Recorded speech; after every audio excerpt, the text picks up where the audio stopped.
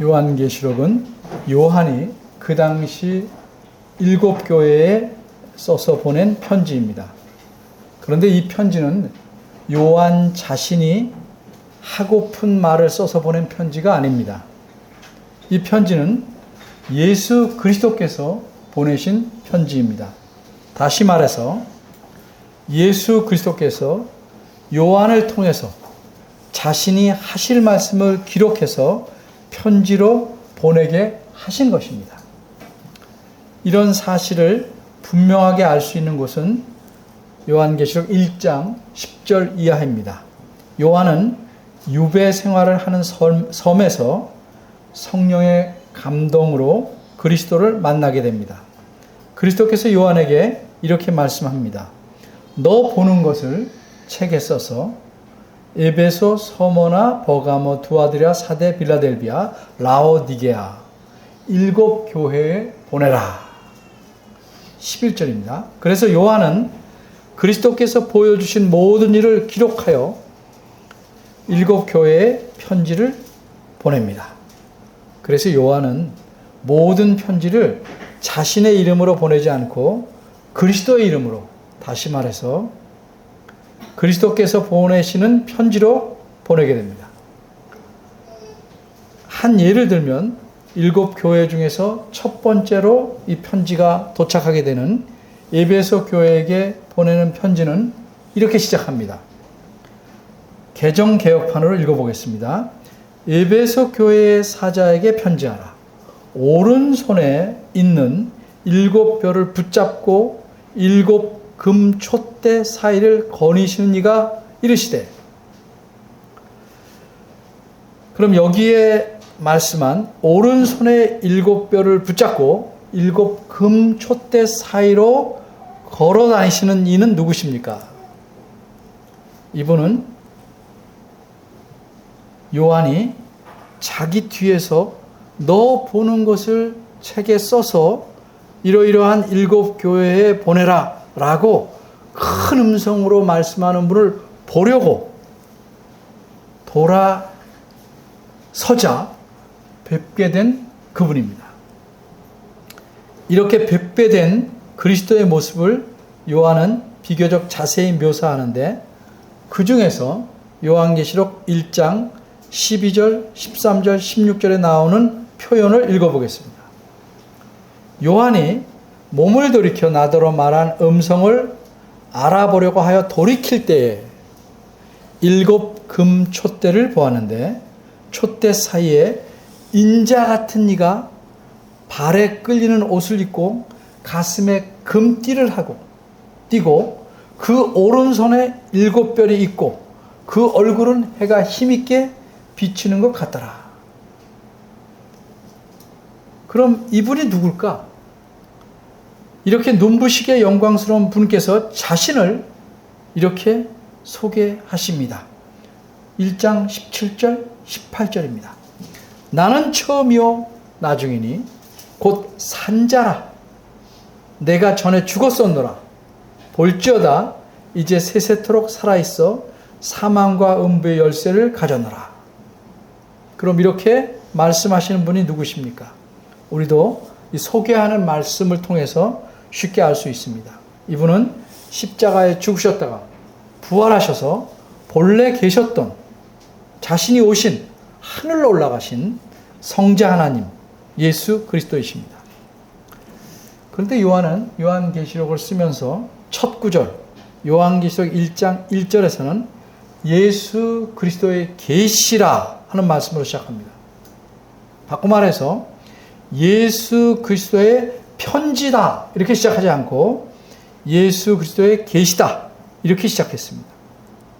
이렇게 시작한 이유는 무엇일까요? 대답하기 전에 예를 하나 들겠습니다. 저에게 편지가 가정입니다. 하나 왔습니다. 편지를 뜯어보니까 그 안에는 붓글씨로 정성스럽게 쓴 초대장이 있었습니다. 제 친구가 보낸 초대장입니다. 제가 편지 내용을 다 읽어보고 다시 접어서 봉투 속에 집어넣고 봉투를 들고 있는데 마침 아버지께서 저에게 묻습니다. 너 손에 들고 있는 게 뭐니? 이때 제가 친구의 편지예요 라고 대답하면 잘못된 대답일까요?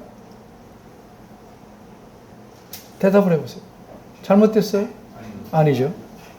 그러면 이때 제가 아버지에게 친구의 초대장이에요 라고 대답하면 틀렸어요? 아니죠. 이 대답은 둘 다 맞는 것입니다. 친구의 편지라는 대답은 친구가 초대장을 편지 봉투에 넣어서 편지로 보냈으니까 그 형식에 맞게 대답한 것이고, 친구의 초청장이라는 대답은 편지의 내용이 초청장이니까 그 내용에 맞게 대답한 것입니다. 이와 마찬가지로 요한계시록은 예수 그리스도께서 요한을 통해 7교회에 보내신 편지입니다. 근데 이 편지의 내용은 한마디로 계시입니다. 그러기에 요한계시록 1장 1절에서는 편지의 내용을 말하려고 예수 그리스도의 계시다 이렇게 표현하였습니다. 여기까지 설명드렸죠? 네. 그럼 이제는 계시가 무엇인지 조금 더 생각해 보겠습니다. 먼저 계시의 뜻은 무엇입니까? 계시는 국어 사전에 따르면 종교적 의미로 쓰일 때는 사람의 지혜로 알 수 없는 진리를 신이 가르쳐서 알게 함이라는 뜻입니다. 그럼 하나님께서 가르치셔서 알려주시는 진리의 내용은 무엇입니까? 그것은 한마디로 하나님에 관한 것입니다. 다시 말해서 하나님께서 어떤 분이신지, 하나님께서 어떤 일을 하셨는지, 또 하시고 계신지, 앞으로 어떻게 하실 것인지, 하나님의 계획은 무엇인지, 이런 등등을 알려주신 것입니다.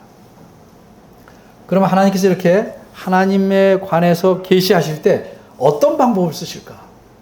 이걸 우리가 알아야 됩니다.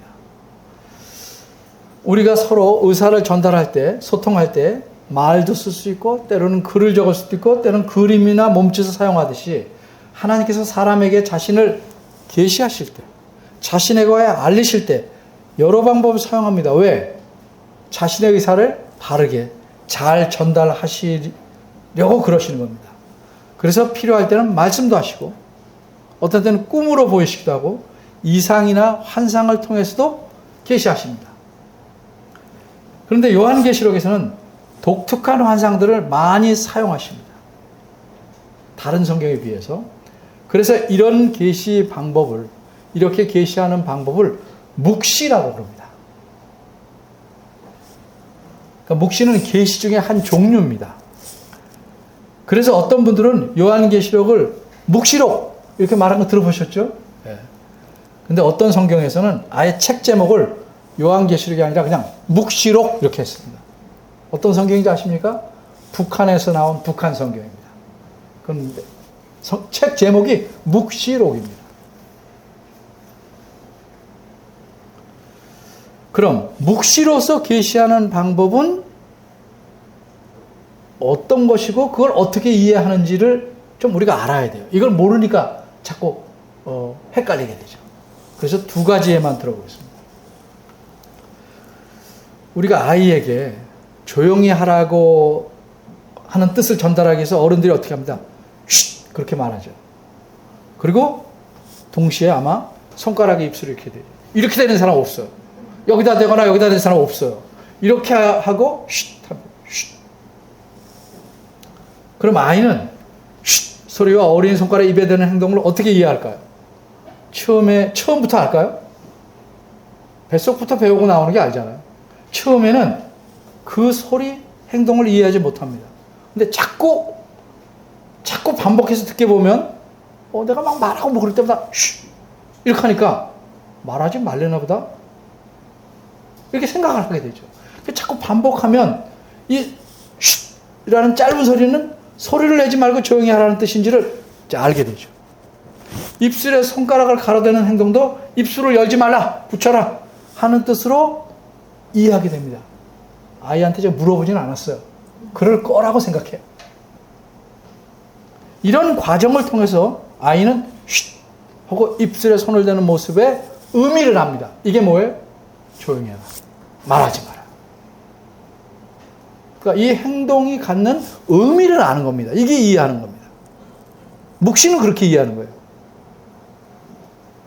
왜 손가락을 입술에 갖다 댔다, 손가락을 입에 갖다 댔다 이렇게 말을 했지만 의미는 뭐예요? 조용히 하라 이렇게 아는 겁니다. 또 다른 예를 하나 더 듭니다. 여러분 이런 말 들어보셨죠? 너 울면 호랑이 온다, 울면 호랑이 잡아간다, 이런 말 들어보셨죠? 어른들은 들어보셨을 겁니다. 이런 어른들의 말을 여러 번 들은 아이는 호랑이를 어떻게 인식할까? 우는 아이를 잡아가는 어떤 것으로 인식합니다. 울면 잡아가는 어떤 것. 호랑이가 짐승인지 곤충인지 채 알지도 못하고 어떻게 생겼는지도 모르지만 자꾸 들으니까 호랑이를 어떻게 알아요? 날 잡아가는 무서운 어떤 것으로 인식하게 됩니다. 그래서 아이는 호랑이가 무엇인지, 진짜 호랑이는 요즘엔 절대 집에도 나타나지 않는다, 걱정할 게 없다, 이런 걸 알기까지는 호랑이가 온다는 말만 들으면 울음을 멈추게 됩니다. 알고 나면 안 멈추죠. 이렇게 호랑이가 온다, 호랑이가 잡아간다는 표현을 실제로 호랑이가 오고 가는 것, 잡아가는 것과 전혀 관계없이 어떻게 이해합니까? 울음을 멈춰야 한다로 이해한다. 그러니까 표현하는 것과 그것이 갖는 속 의미를 좀 다르게 이해하는 거죠. 이게 묵시를 이해하는 방법입니다. 그런데 호랑이가 온다, 잡아간다를 영어로 그대로 옮겨서 미국 아이한테 말하면 그 아이가 웃음을 멈추라는 뜻을 이해할까요? 자꾸 반복하면 될지 모르겠지만 당연히 못합니다. 거기는 나름대로 쓰는 말이 있겠죠. 나라마다 문화가 다르고 문화를 배경으로 한 표현이 다르기 때문에 그렇게 쉽게 하지 않습니다. 호랑이가 나타난다, 호랑이가 잡아간다, 이런 표현은 우리나라 사람들에게만 가능해요. 왜? 우리나라 문화에서 나온 것이기 때문에. 그래서 우리나라 문화에서 나온 표현을 모르는 사람에게는 호랑이 온다라는 말을 울음을 멈춰라, 뚝해라 하는 말로 이해하기가 어렵습니다. 이렇게 이해하는 방법이 요한계시록 이해하는 방식과 비슷해요. 그래서 요한계시록을 이해하려면 성경의 문화, 성경의 배경을 알아야 돼요. 그게 뭐예요? 구약입니다. 우선 구약. 구약을 모르기 때문에 신약을 이해하기 힘들고 엉뚱한 소리 하는 거예요. 근데 구약을 알되 처음 듣는 사람들이 이해할 만한 수준으로 이야기하는 거죠. 이런 묵시의 내용을 가진 편지에서 요한은 요한계시록 17장과 오늘 18장의 장면을 이야기하는데, 이건 요한이 광야에서 본 7개의 장면 중에서 앞장면 2개입니다. 이 두 장면은 바벨론 멸망에 대해 말씀하는 겁니다. 오늘 특별히 18장은 세 문단으로 나누어 볼 수 있다고 말씀드렸어요. 첫째 1에서 3절은 다른 천사의 외침, 4에서 20절은 다른 음성의 말씀, 21절에서 24절은 힘센 천사의 던짐, 물론 말씀도 있지만 이렇게 세 문단으로 나눌 수 있습니다. 지난주일에 우리는 요한이 하늘에서 내려오는 다른 천사를 보았고, 이 다른 천사는 뭐예요? 17장에서 나타난 천사와 다른 천사예요. 그 천사가 힘센 음성으로 외치는 말씀을 듣게 되었다 하는 사실을 살펴봤습니다. 그 천사가 힘차게 외친 내용은 2절 하반절부터 3절입니다. 먼저 그 천사는 2절 하반절에서 뭐라고 말했어요? 무너졌도다, 무너졌도다, 큰 성 바벨론이요, 이렇게 선언했습니다. 그리고 이 무너진 바벨론 성이 어떻게 변했는지를 말하고, 3절에서는 오늘 바벨론이 멸망한 이유를 이제 우리가 살펴보려고 합니다. 그런데 이렇게 살펴보기 전에 좀 이해를 위해서 정리를 해봐야 돼요. 그래서 17장 1절입니다. 앞장에 천사가 뭐라고 말하냐면 큰 음녀가 받을 심판을 내게 보이리라 이렇게 말씀합니다. 여기서 큰 음녀는 누구였습니까? 사람입니까? 아닙니까? 사람 아니죠. 그죠? 우리 여기까지 배웠죠? 그럼 음녀는 무엇을 비유한 것입니까? 큰 성 바벨론. 어디서 알 수 있어요? 17장 5절에서 음녀의 이마에 쓴 이름에서 알 수 있습니다. 이 음녀는 큰 성 바벨론입니다. 그러면 이 바벨론은 이미 망했는데 그 당시에서 볼 때는 수백 년에 멸망해본 바벨론을 가리킬까요? 그럼 의미가 없어요. 아닙니다. 그 바벨론은 요한계시록을 기록한 당시에 존재하는 어떤 큰 성을 비유한 것입니다. 그럼 바벨론으로 비유한 성은 어디입니까? 로마입니다. 로마. 그걸 어떻게 알아요? 지난번에 17장 우리가 9절에서 봤죠? 여자가 앉은 곳은 7산이다. 또 베드로전서 5장 13절에서 봤죠? 베드로가 바벨론을 로마로 여기고 있다는 사실을 보았습니다. 그런데 이 당시에 로마는 매우 번성하고 강했습니다. 로마가 망할 조짐이나 기미는 전혀 보이지 않았습니다. 요한계시록 기록한 때가 많은 학자들이 도미티아누스 황제 말기인 주후 96년쯤이라고 보는데 이후로도 100년간 로마는 특별히 번창합니다. 5명의 현명한 왕이라고 칭호가 붙을 만큼 왕들이 다 선한 왕이고 아주 현명한 왕이에요. 그냥 왕이라는 관점에서 볼 때. 그렇게 번창합니다. 그러니까 앞으로도 100년이나 번창하는 이 시기에 로마가 망한다는 선언, 하나님을 믿지 않는 사람들에게는 말도 안 되는 소리죠. 하나님 믿는 사람도 어떻게 돼요? 그럴까? 의심할 만한 소리다. 근데 어쨌든 로마는 어떻게 됩니까? 멸망하게 됩니다. 그 이유는 무엇인가? 3절이 알려줍니다. 우리말 성경 3절은 이렇습니다. 여기서부터 이제 집중하는 고통을 좀 가지셔야 됩니다. 정신을 바짝 차리고 보셔야 됩니다. 그 음행의 진노의 포도주를 인하여 만국이 무너졌으며 또 땅의 왕들이 그로 더불어 음행하였으며 땅의 상고들도 그 사치의 세력을 인하여 치부하였도다. 이렇게 되어 있습니다. 이 의미를 분명히 알기 위해서 원문에 근거해서 제가 먼저 두 가지를 말씀드립니다. 첫째는 원문에는 3절이 왜냐하면으로 시작합니다. 왜냐하면 따라서 3절은 바벨론, 즉 로마가 완전히 멸망한 이유를 말씀하고 있는 것입니다. 둘째로 3절 앞부분은 그 음행의 진노의 포도주를 인하여 라는 표현에서 이 진노라고 번역하는 것이 아쉽게도 정확하지 않습니다. 우리말 성경대로 이해해 보려면 무슨 뜻인지 이해하기가 쉽지 않아요.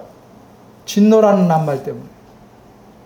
진노, 그러면 요한계시록은 주로 하나님께서 진노하는 건데 이게 무슨 말일까? 물론 뭐 여기저기 갖다 붙이면 비슷하게 할 수도 있지만 번역 자체로는 아쉽다는 거죠. 그래서 표준 세번역 개정판에서는 길게 풀어서 번역했어요. 이는, 왜냐하면 대신 이는 들어갔어요. 모든 민족이, 만국이란 말은 모든 민족이에요. 모든 민족이 그 도시, 이렇게 분명히 썼죠. 이제 도시에 음행에서 빚어진 분노의 포도주를 마시고, 이렇게 썼어요. 여기는 진노 대신에 분노라는 낱말을 넣었어요. 이렇게 번역이 좀 이해하기 어려운 부분을 어떻게 이해해야 될까? 몇 가지 나눠 생각해야 됩니다. 이게 앞뒤를 이해하는데 매우 중요하기 때문에 좀 설명에 이렇게 비중을 할애야 합니다. 먼저 알아야 될 표현은 그 음행이란 말이에요. 저 음행 아니고 그 음행 이런 뜻이 아니고 그녀, 그 음녀의 음행이란 말이에요. 이 말을 풀이한 표현이 3절 중간에 있는 땅의 왕들이 그로 더불어, 그녀예요. 그녀로 더불어 음행하였으며 같은 말이에요. 여기서 그는 남자가 아니고 그녀, 음녀입니다. 우리말 개역 한급할 성경은 가끔 여성도 그녀라고 표현하지 않고 그로 좀 표현합니다. 예를 들면 창세기 4장 25절 상반절입니다. 아담이 다시 아내와 동침하며 그가 아들을 낳아서 그 이름을 셋이라 하였으니, 그래서 그는 아담처럼 보이는데 실제 원문은 아담의 아내입니다. 따라서 그녀가 아들을 낳고 그녀가 그 아들의 이름을 셋이라고 지었다 이 말이죠. 옛날의 번역식이라 그라고, 그녀도 그라고 표현합니다. 다시 오늘 보면 3절 중간 말씀은 땅의 왕들이 그녀, 즉 그 음녀와 함께 음행하였다는 뜻입니다. 그런데 우리가 이미 알고 있듯이 이 음녀는 사람이 아니고 큰 성이죠. 바벨론입니다. 그리고 당시 로마입니다. 그러니까 성과 어떻게 음행을 하겠어요? 따라서 땅의 왕들이 로마와 음행하였다는 것은 비유적인 표현입니다. 무엇을 의미하는 비유적인 표현일까? 너는 소금 같아. 그럼 짜다는 말이죠. 쉽게 말하면. 그러면 성인, 바벨론, 로마와 음행했다면 무슨 표현일까? 이 말은 음행이라는 게 뭐예요? 부도덕한 일을 행했다는 의미입니다. 음행했다는 말은 쉽게 말하면. 그럼 이 부도덕한 일이 무엇인가? 요거를 말씀드려야 돼요. 그래서 3절 앞부분과 중간 부분을 설명하겠습니다. 3절 앞부분은 누가 무너졌어요? 만국이 무너졌다고 말합니다. 만국이 무너졌다. 근데 만국, 이 원어대로 표현하면 모든 민족이 멸망했어요. 로마만 멸망한 게 아니에요. 모든 민족이 멸망했어요. 그 원인이 뭐예요? 그 음행의 진노의 포도주 때문입니다. 우리말 이렇게 표현됐어요. 그리고 3절 중간 부분은 땅의 왕들이 그녀와 더불어 음행하였다 말합니다. 그럼 이 두 말씀은 어떤 뜻일까? 모든 민족, 만국은 그 음행의 진노의 포도주 때문에 무너졌지만 땅의 왕들은 그녀와 음행만 했기 때문에 포도주는 마시지 않았기 때문에 무너지지 않았다? 그렇게 이해될까요? 그런 식으로 이해하면 안 됩니다. 이것은 문장의 의미를 이해하지 못하고 글자들을 기계적으로만 보려는 겁니다. 우리가 이런 말씀을 이해할 때 반드시 알아야 될 것은 비슷한 표현으로 된 문장은 성경에서 서로 보완해 준다. 혹은 같은 뜻을 얘기한다는 사실입니다. 따라서 3절 앞부분과 중간부분의 말씀은 모든 민족과 땅의 왕들이 다 멸망했다 이 말이에요.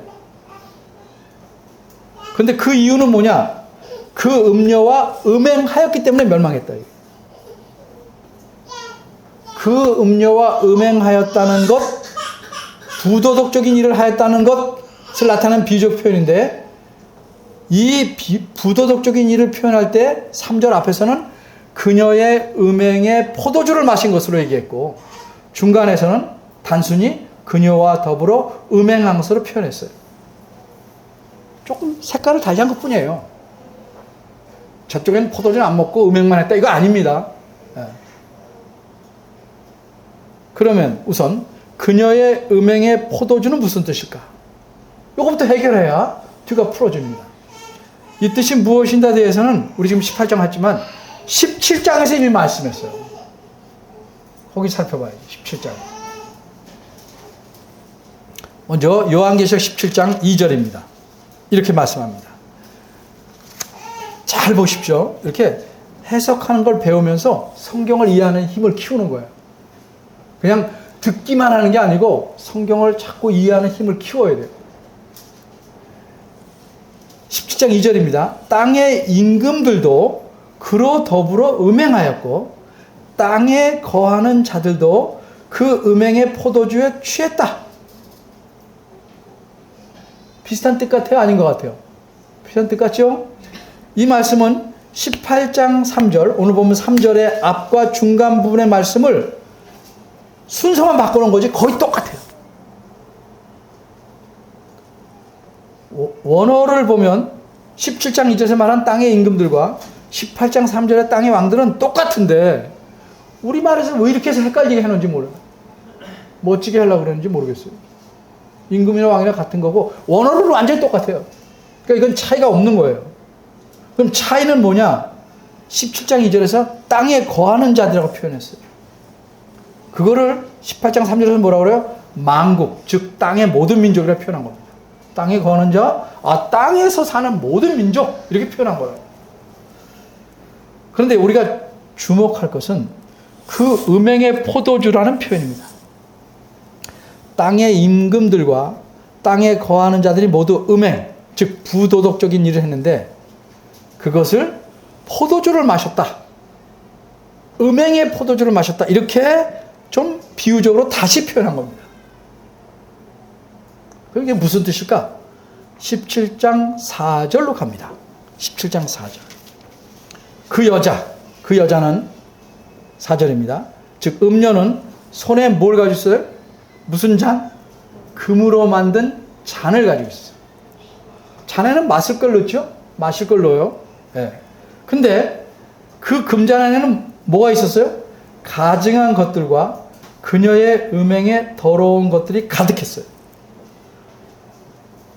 그 금잔은, 손에 들고 있는 금잔은 하나예요. 여럿이 아니에요. 하나인데 거기에 온갖 가증하고 음행을 다 집어넣어. 금잔 안에 그거 다 들어가. 그러니까 비유적이죠. 어떻게 금잔이 얼마나 길게 그걸 다 집어넣겠어요. 가증한 것들과 그 음행에 더러운 것이 가득했다. 이렇게 비유적으로 부도덕하고 더러운 것들이 가득했다. 이렇게 비유적으로 또 말한 겁니다. 그럼 금잔에 담겨 있는 것, 그건 뭘까? 가증하고 부도덕하다 막 이런 맞는 건 뭘까? 또 성경이 답해줘요. 17장 6절 상반절에서 답을 할 수 있어요. 그녀의 금잔에 담겨 있는 부도덕한 가증하고 더러운 것이 무엇이냐? 요한이 봤어요. 17장 6절 상반절 이렇게 말씀합니다. 또 내가 보매 이 여자가 성도들의 피와 예수의 증인들의 피에 취한지라. 지금 그림이에요. 그림. 본 장면이에요. 이 말씀이 무슨 뜻이에요? 우리가 17장 4절과 6절을 연결해 보면 알 수 있어요. 17장 4절을 보면 음녀는 손에 뭘 들고 있었다고요? 금잔을 들고 있었고 6절은 그 금잔에 담긴 것을 다 마셔서 어떻게 됐어요? 취했어요. 이해되시죠? 네, 들고 있다가 담긴 걸 마셔서 취했단 말이에요. 6절은. 그럼 그 금잔에 가득 담겨있던 건 뭐예요? 4절은 뭐라고 그랬어요? 가증한 물건과 그의 음행이 더러운 것들이라고 말했어요. 그럼 그건 뭘 말해요? 6절을 보면 성도들의 피와 예수의 증인들의 피예요. 결국 이 연이 저지른 음행, 부도덕한 짓은 뭐예요? 성도들의 피와 예수의 증인들의 피를 마신 것입니다. 근데 정말 글자 그대로 피를 마신 것일까? 아니죠. 성경 말씀 피는 단순히 혈액을 의미하지 않고 생명을 의미합니다. 따라서 피를 마셨다는 건 죽였다는 거예요. 죽였다. 그렇게 함부로 해석할 수 있는가? 있죠. 18장 24절 보시면 오늘 본문 24절 이런 말씀이 있어요.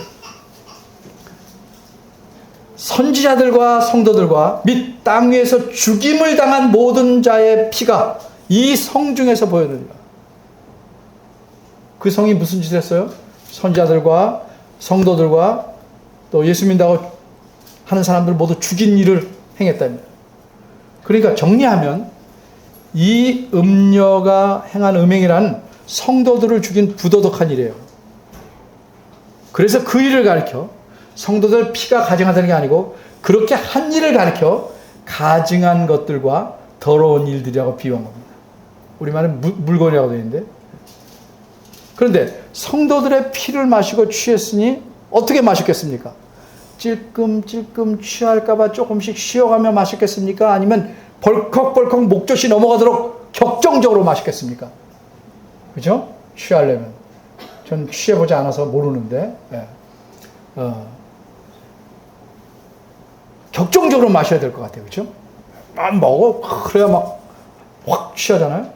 그러니까 17장 2절, 4절, 6절 말씀을 염두에 두면 이걸 배경으로 이해하면 오늘 본문 18장 3절에서 그 음행의 진노의 포도주를 인하여라는 표현하면 무엇일까요? 포도주가 진노한가? 아니죠. 포도주 먹고 화가 났나? 아니죠. 그게 아니고 부도덕한 일, 즉 더럽고 가증한 일들을 격정적으로 행했기 때문에 바벨론은 멸망한 거예요. 그래서 진노의 포도주라는 표현보다는 광란의 포도주,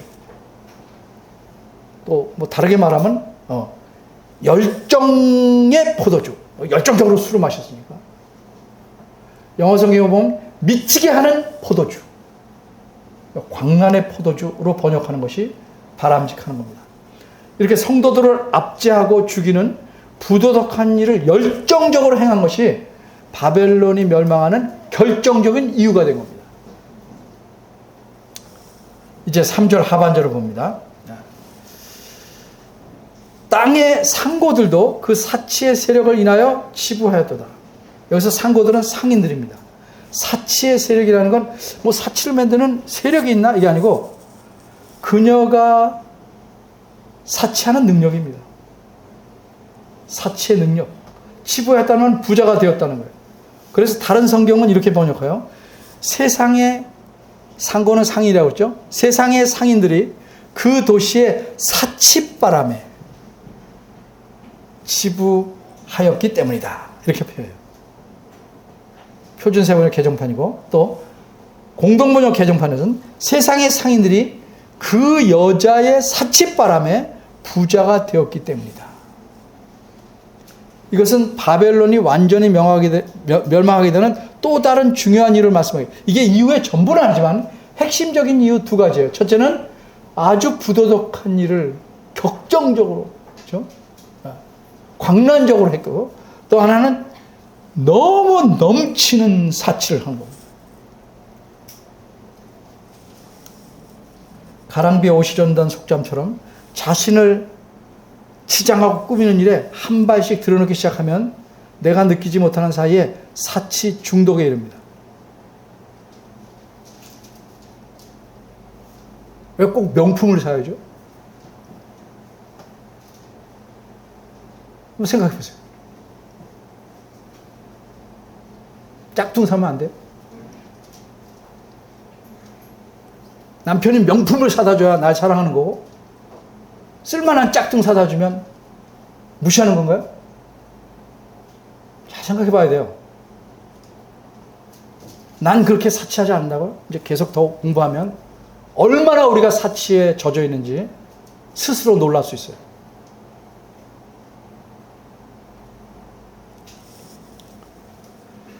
사치로서 자기의 신분을 과장하게 이르면 그 사람 자체의 존엄성이 없어지는 거예요. 그 사람 뭐가 돼요? 사치품을 걸고 다니는 마네킹입니다.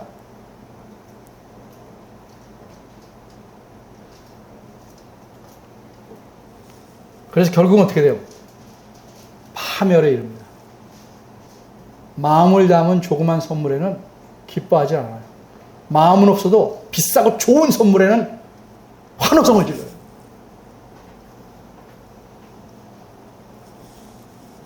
아이들도 그렇죠. 뭘 사줘도 항상 유명한 거.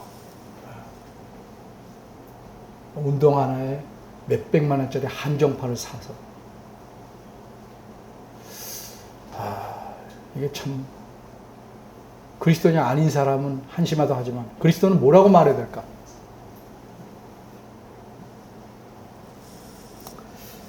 오늘 여기까지 합니다. 오늘 본문은 무엇을 말씀해요? 하나님은 자기 백성을 압제하고 죽이고 또 사치하는 자들을 반드시 공의로 심판해서 멸망시키는 분입니다. 도대체 로마는 얼마나 부도덕했고 사치했기에 하나님의 심판으로 멸망에 이르게 되었을까? 5절 상반절입니다. 그 죄는 하늘에 사무쳤으며 이렇게 말해요. 로마의 죄가 하늘에까지 이르렀다는 겁니다. 사람들은 자신들이 악한 일을 저질러도 자기에게 아무런 일도 생기지 않으면 두 가지를 착각합니다. 첫째는 자신이 한 날이 그다지 악하지 않은 것보다 라고 착각해요. 둘째는 하나님이 안 보시거나 모르실 것이라 생각하는 착각입니다. 그러니까 더 나가서 하나님이 없네, 계셔도 못 보시네, 그냥 허수아비 같으네 라고 생각합니다. 그런 사람을 가리켜 시편 14장 1절에서는 우리말은 예쁘게 썼는데 바보라고 합니다. 바보, 어리석은 자. 본문 5절 하반절 보면 5절 하반절입니다. 18장 5절 보면 하나님은 불의한 일들을 기억하신다. 분명히 말씀합니다. 그럼 기억하시다는 건 말한 게 뭐예요? 기억만 하시고 심판은 못 하실까요? 8절 하반절 이렇게 분명히 말씀합니다. 그가 즉 불의한 일을 행한 그녀가 또한 불에 살라지리니 그를 심판하신 주 하나님은 강하신 자이심이라. 누구든 불의한 자는 심판하실 수 있는 강한 자입니다. 그리고 이 사실은 변함이 없어요.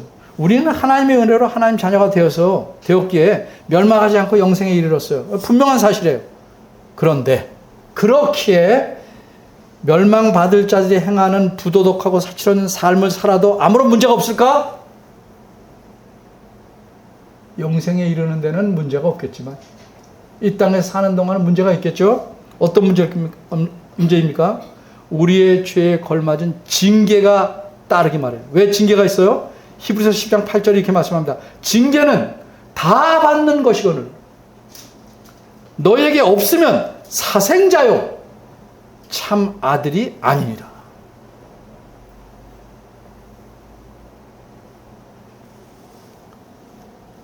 우리는 하나님의 은혜로우시다. 또 마음에 새겨야 되지만 하나님은 공의로우시다.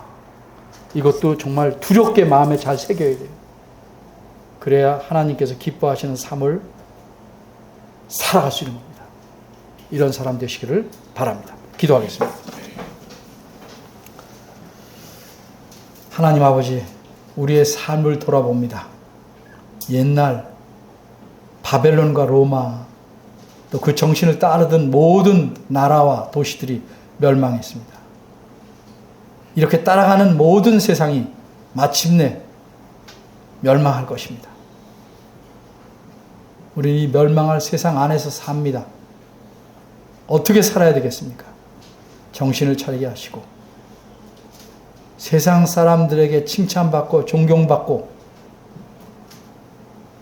격려받는 것이 아니고 그들의 손가락질을 당하더라도 하나님 뜻에 맞게 살아가는 저희들 되기를 원하오니 저희를 붙잡아 주옵소서. 예수님의 이름으로 기도합니다. 아멘.